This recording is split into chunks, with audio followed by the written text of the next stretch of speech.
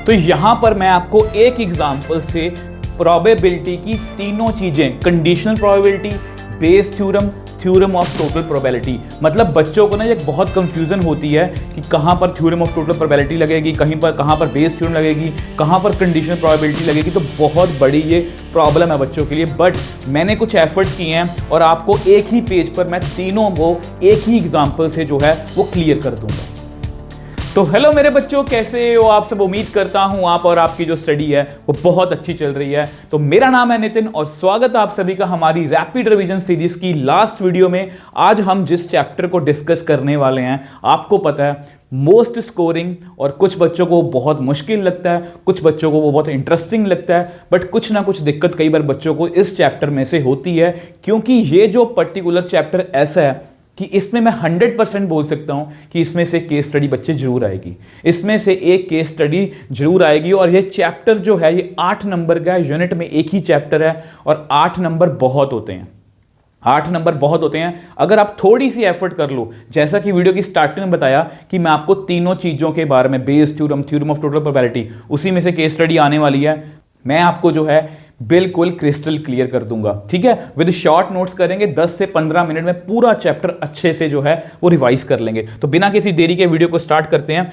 तो देखो, सबसे पहले ऑब्वियसली बात है कंडीशनल प्रोबेबिलिटी। कंडीशनल प्रोबेबिलिटी होती क्या है? ये होती है जी ए बाय बी, मतलब इसका फॉर्मूला क्या है? A intersection B upon probability of B. Probability of B zero नहीं होनी चाहिए, इसका एमसीक्यू आ सकता है। अगर जीरो होगा तो प्रोबेबिलिटी कितनी आएगी? Not defined. ठीक है, कंडीशनल प्रोबेबिलिटी होती क्या है? कंडीशनल प्रोबेबिलिटी ये होती है कि ए इवेंट की हमें प्रोबेबिलिटी निकालनी है जो नीचे वाला इवेंट है वो पहले ही हो चुका है। तो इस बात को आप ध्यान रखोगे। हम हमेशा चेक करेंगे क्वेश्चंस में इक्वली लाइकली इवेंट्स हैं या नहीं, क्योंकि अगर इक्वली लाइकली इवेंट्स नहीं हुए तो हम एक्सियोमेटिक अप्रोच का यूज करेंगे। अब इसको लेके बच्चों के मन में बहुत कंफ्यूजन है। बहुत से बच्चे ये एक्सियोमेटिक अप्रोच जो है वो क्लास 11th का है, बट वो बहुत से बच्चे उसको पढ़ के नहीं आते। बट बिलीव मी, मैंने इसको बहुत अच्छे से कवर किया है। अगर आप हमारा वन शॉट देखोगे प्रोबेबिलिटी का 13 डेज चैलेंज में, तो आपको बहुत अच्छे से समझ में आएगा। तो इक्वली इवेंट्स क्या होते हैं कि जहां पर जो सारे इवेंट्स हैं, जितने भी इवेंट्स हैं, सबकी प्रोबेबिलिटी क्या है? सेम है। अगर वो सेम नहीं होती तो वहां पर हम जो है एक्सियोमेटिक अप्रोच का यूज करते हैं। ये आपको बात क्लियर होनी चाहिए। अब यहां पर कुछ इंपॉर्टेंट फॉर्मूलाज हैं, जैसा कि मैं आपको हमेशा बोलता हूं, विद शॉर्ट नोट्स कर रहे हैं तो सारे फॉर्मूलाज एक ही पेज पर हैं। ये आपको कहीं ना कहीं किसी ना किसी तरीके से पूछे जा सकते हैं। इनमें से कोई भी एमसीक्यू आ सकता है। Probability of A union B, probability of A plus probability of B minus intersection. और अगर बाय चांस ए और बी म्यूचुअली एक्सक्लूसिव दिए हुए हैं तो उनकी इंटरसेक्शन बच्चे कितनी होगी? 0। तो उसके लिए फॉर्मूला ये होगा, तो प्लीज आप याद रखोगे। अब a माइनस बी, इसका मतलब ये होता है a इंटरसेक्शन b कॉम्प्लीमेंट। उसको मैं a माइनस बी लिख सकता हूं। a माइनस बी को याद कैसे रखोगे? देखो, a माइनस बी को याद कैसे रखना है? a में से कॉमन पोर्शन हटा दो। a में से देखो, हमने सेट थ्योरी में पढ़ा था कि अगर a 1 2 3 है और b है हमारा 3 4 5, ये हमने सेट थ्योरी में पढ़ा हुआ है। तो a माइनस बी हम कैसे निकालते हैं? हम जो कॉमन पोर्शन है ना a में से वो हटा देते हैं, तो इसका आंसर होता है 1, 2। मैं आपको वही बेसिकली बोल रहा हूं कि a में से कॉमन पोर्शन मतलब a इंटरसेक्शन भी हटा दो। b माइनस से कैसे करेंगे? b में से कॉमन पोर्शन हटा दो। ठीक है, probability of a plus probability of a complement कितना होता है? 1। a union b by F, मतलब इस तरह से अगर होगा तो a by F, b by F minus intersection by F, इस तरह से आप याद रखोगे। If a and b are mutually exclusive या डिसजॉइंट इवेंट्स हैं तो ऑब्वियसली बात है इंटरसेक्शन कितनी होगी? 0। तो उसका फॉर्मूला क्या होगा? यही a by F plus b by F. अब यहां पर s बाई एफ, s क्या है हमारी? Sample space. तो ये भी आपको एमसीक्यू आ सकता है। Sample space divide by F कितना आएगा? या एफ डिवाइड बाय एफ, कोई भी एक इवेंट हो सकता है। ठीक है, एफ बाय एफ भी कितना होगा? 1। और सेम वे से ई कॉम्प्लीमेंट बाय एफ को लिख सकते हैं हम 1 minus P E by F. ये बहुत इंपॉर्टेंट है। इसमें से कोई ना कोई एमसीक्यू एक आपको 100% मिलने वाला है। बाद में रिग्रेट करने से अच्छा है अभी से इसको अच्छे से कर लो। आओ जी नेक्स्ट पेज पर। अब देखो, नेक्स्ट पेज पे हमें क्या करना है? ये आपकी जो है पूरी प्रोबेबिलिटी को मैंने समझाने की कोशिश की है। सबसे पहले देखो, यहां पर देखते हैं। इफ 2 इवेंट्स अकर्ड साइमल्टेनियसली, अगर 2 इवेंट्स हो रहे हैं। अब ये हो सकता है, देखो यहां पर मैंने लिखा dependent variable without replacement question. जब भी हमारे पास देखो 2 सिचुएशन है, विदाउट रिप्लेसमेंट, विद रिप्लेसमेंट। देखो, अगर विद रिप्लेसमेंट है, ठीक है, मैंने एक रेड बॉल निकाली, ठीक है, बैग में मान लो बैग में मान लो बैग में 3 रेड हैं 4 ब्लू बॉल्स हैं, टोटल कितनी होगी 7। ठीक है, अब मैंने 2 बॉल्स निकालनी है। ठीक है, तो मैंने रेड निकाल ली, रेड की प्रोबेबिलिटी कितनी है 3/7, उसको वापस से बैग में रख दिया विद रिप्लेसमेंट, वापस से बैग में रख दिया। अब ब्लू निकाल ली 4/7, मतलब पहले रेड आए या पहले बार में ब्लू आए, किसी की प्रोबेबिलिटी को किसी के होने या ना होने से फर्क नहीं पड़ता, इसलिए हम इनको क्या बोलते हैं, इंडिपेंडेंट इवेंट्स। तो इसकी प्रोबेबिलिटी E इंटरसेक्शन F, ये इंडिपेंडेंट का फॉर्मूला, इसका क्वेश्चन पक्का आएगा, E into probability of F। अब देखो विदाउट रिप्लेसमेंट में क्या होता है, मैंने रेड बॉल निकाल ली, रेड बॉल की प्रोबेबिलिटी कितनी है 3/7। जब मैंने रेड निकाल ली, ऑब्वियसली बात है इसमें से कम होगी, तो यहां पर 2 बॉल रहेगी, यहां पर 4 है, टोटल बॉल कितनी रहेगी 6। अब मैं जब ब्लू निकालूंगा तो कितनी प्रोबेबिलिटी आएगी 4/6, पहले 3/7 थी, अब 4/6 है, मतलब रेड बॉल के निकलने से ब्लू बॉल की प्रोबेबिलिटी को फर्क पड़ा।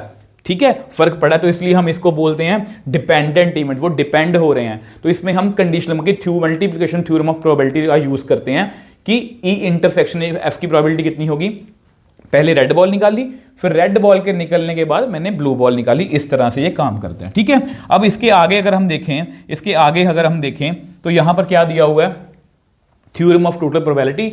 और अगर इसी क्वेश्चन में ओके ठीक है, अब देखो यहां पर मैंने जो भी बातें लिखी हैं, चाहे आप इसका स्क्रीनशॉट ले, इसको पढ़ो।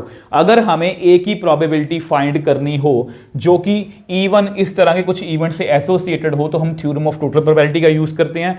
थ्योरम ऑफ टोटल प्रोबेबिलिटी का फॉर्मूला क्या होता है, पहले E1 हुआ, उसके बाद A हुआ, E2 हुआ, उसके बाद A हुआ, E3 हुआ या EN हुआ, उसके बाद A हुआ।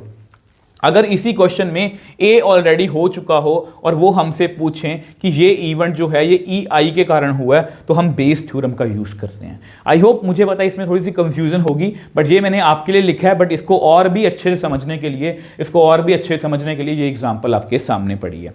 तीनों जो भी मैंने आपको कंसेप्ट समझाए हैं, conditional probability, theorem of total probability या बेस थ्योरम, इनमें से क्वेश्चन पक्का आने वाला है। अब देखो यहां पर, इसको ध्यान से देखो, 2 बैग पड़े हैं, 6 red 4 blue, total 10 balls. Bag B 5 red 2 blue, total ball कितने 7। ठीक, अब देखो सबसे पहले इस कंसेप्ट की बात करते हैं।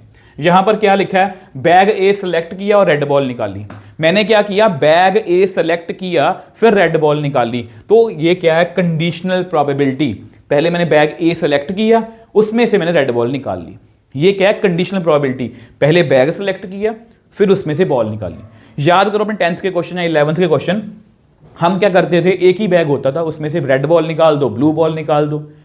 अब क्योंकि हमारे पास 2 बैग हैं, 3 बैग है, 4 बैग हो सकते हैं, इसलिए कंडीशनल प्रोबेबिलिटी लगती है कि पहले मैंने बैग सेलेक्ट किया फिर उसमें से बॉल निकाल लिया, तो ये कंडीशनल प्रोबेबिलिटी है, इसमें कोई दो राय नहीं है। ठीक है, आपको आई होप इसको समझ पाए हो कि कंडीशनल प्रोबेबिलिटी कहां पर लगती है। उन्होंने बोला कि पहले इसको सेलेक्ट करो, उसमें से बॉल निकाल दो, ये कंडीशनल प्रोबेबिलिटी है। आगे चलो, अब सेम एग्जांपल है, मैंने क्या लिखा है, रेड बॉल की प्रोबेबिलिटी बताओ। ठीक है, इसको मत देखो, रेड बॉल की प्रोबेबिलिटी बताओ। अब खुद सोच के देखो, आपके सामने ये बैग पड़े हैं, रेड बॉल की प्रोबेबिलिटी मतलब कि बताओ।